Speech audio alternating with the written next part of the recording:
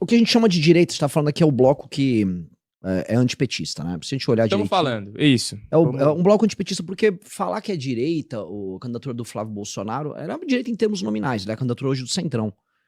O Flávio representa a candidatura, vamos dizer, da máquina política clássica brasileira.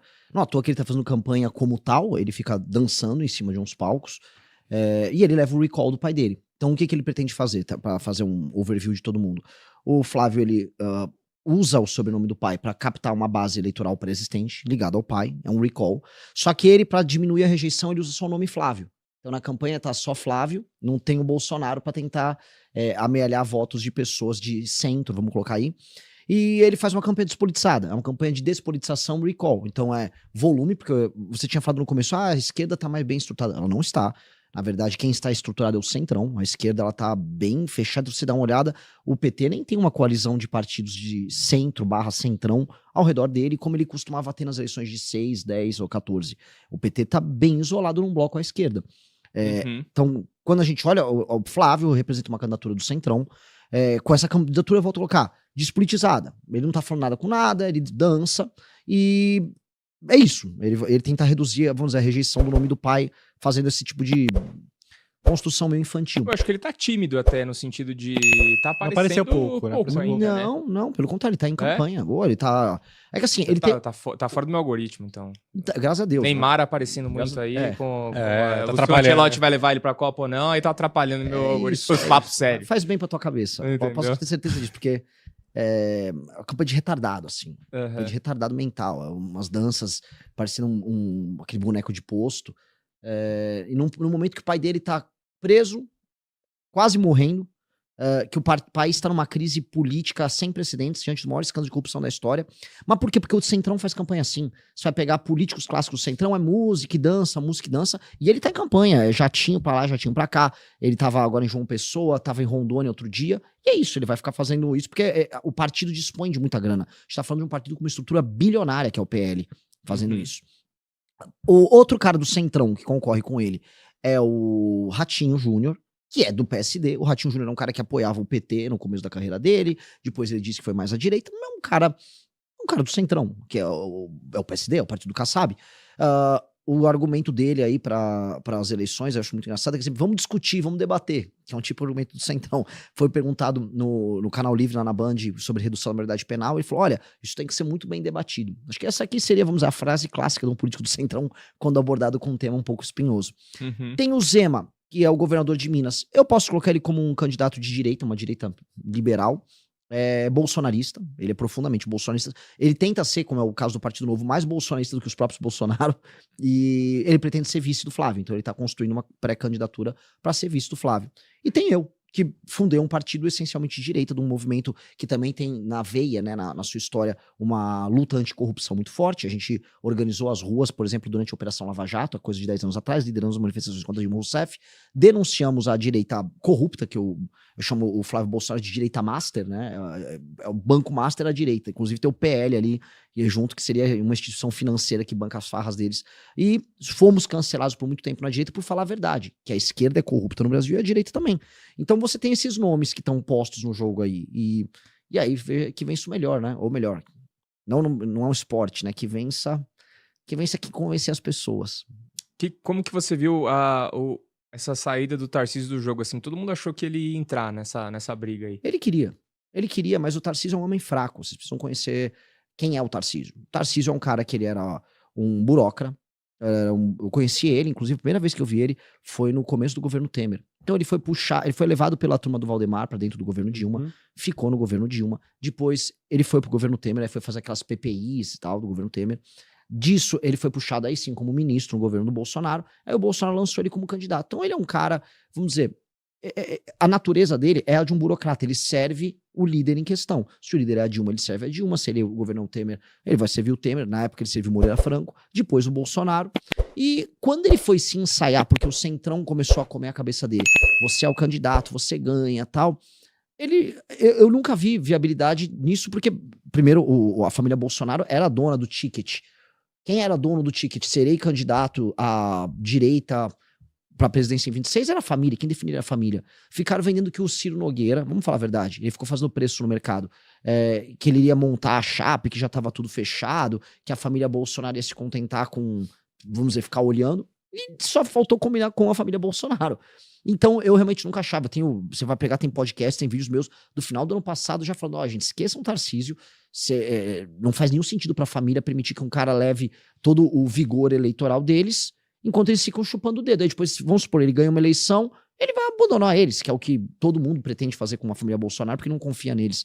E eles só botaram ele na caixinha dele, e ele, como um cara que eu volto a falar, não é muito corajoso, ele ficou na caixinha mesmo. E pior, vai fazer campanha pro Flávio, que eu acho que essa é a parte mais legal desse jogo todo. Ele é humilhado por eles, é muito atacado e vai fazer campanha. Mas você não acha que ele tem o Tarcísio tem uma gratidão pela família Bolsonaro, assim? Porque antes ele era um cara meio sumido, né? É o cara do Rio, né? Então ele teria que ter gratidão também ao Temer, a Dilma. Na prática, volto a colocar, o Tarcísio é um burocrata. Eu acho que, de coração, ele tem alguma gratidão ali.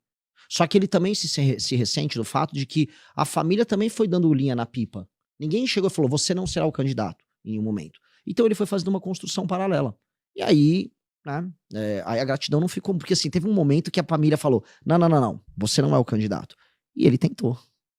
E aí, então, não deixa essa gratidão de lado. Ele foi, só que não é aquela tentativa cara a cara, não é a tentativa séria. É sempre a tentativa do bastidor, a tentativa mineirinha, né, fingida, de canto. Eu não consigo concordar com isso. Eu também não consigo concordar com o fato, por exemplo, que durante a eleição de São Paulo para prefeito em 24, ele foi humilhado pela família Bolsonaro, no caso do Pablo Marçal. A família Bolsonaro teve que ficar enfiando goela abaixo um Marçal ali e denunciando o acordo que eles próprios fizeram junto com ele pro Nunes. Então, ele ficou exposto e solitário ali, enquanto a família largou mão, e o próprio Bolsonaro, no dia da eleição, sinalizou voto no Marçal. Ah, olha só, esse cara não é ruim, não sei o quê. Eu mesmo, pra ser sincero, eu mesmo falei com pessoas ligadas ali ao Tarcísio, e ele ficava ali, não sabia o que fazer. Ele foi humilhado em público, mas ele não conseguia dar uma opinião em público. Porque esse é o problema de todo mundo ao redor do bolsonarismo na direita, já que esse é um programa sobre a direita. Nós temos um bode na sala. A população brasileira achou que um retardado mental corrupto, que é o Bolsonaro e a família dele, um grupo de retardados mentais corruptos, eles são grandes lideranças. E como isso dá voto, todo mundo ao redor não tem coragem de falar que o rei tá nu. E ninguém quer falar que o rei tá nu. Vocês são de mercado, é tipo FOMO, é o Fear of Missing Out. Ninguém quer ficar de fora do golpe que é o Bolsonaro. Flávio Bolsonaro é como vender CDB do Banco Master, né? Não, se o cara tá vendendo, também vou vender, senão vai ficar todo mundo de... Entendeu? Então, assim, alguém tem que avisar, o Banco Master é uma farsa, isso aqui é um golpe, assim como votar na família Bolsonaro é um golpe na praça. É um ladrão, é uma família de bandidos. Só que o Tarcísio vai fingir que não é, né? O Zema, que quer ser vice, vai fingir que não é. Todo mundo vai fingir que não é. Todo mundo vai ficar levando. Então, o que me irrita é a falta de coragem das pessoas que são supostamente homens públicos em falar que o rei tá nu. Ninguém quer falar que o rei tá nu. Ninguém quer falar que a família Bolsonaro, o Alexandre de Moraes só tem esses poderes e a gente tá vivendo uma insegurança jurídica bizarra por culpa deles. O DNA é todo deles. Quem criou esse problema foram eles. E a gente vai ficar negando, fica assim, não sei o que. Eu não vou negar. Eu acho a situação do Tarcísio, a situação conduzida por um cara fraco, que terminou como um cara fraco. E é isso. Ele vai terminar fazendo campanha pros caras, humilhado, achando que ele vai ter uma chance 30 e não terá uma chance 30. Ele não terá. Ele vai ficar ali. Entendi. Você tem alguma coisa na ponta da língua aí, Kaique? Cara, não, foi muita informação por um começo de episódio. Mas aí do outro lado a gente tem o governo do PT.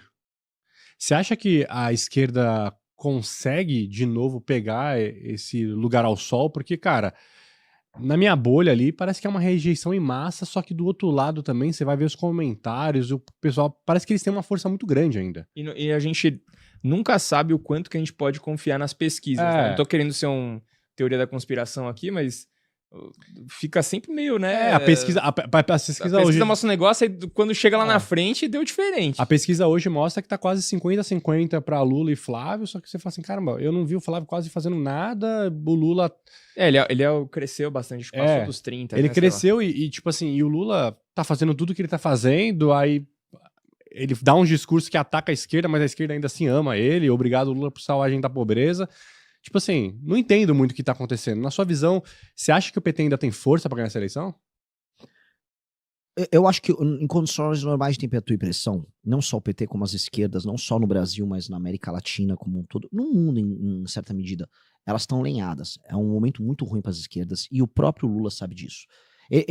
O Lula nem tanto, vamos botar os estrategistas, o Dirceu com certeza sabe disso. Esse é um momento muito ruim para as esquerdas no mundo porque a esquerda perdeu o horizonte histórico. O que é perder o horizonte histórico? O que é o grande projeto de esquerda no longo prazo? É levarmos a uma revolução socialista? O que é?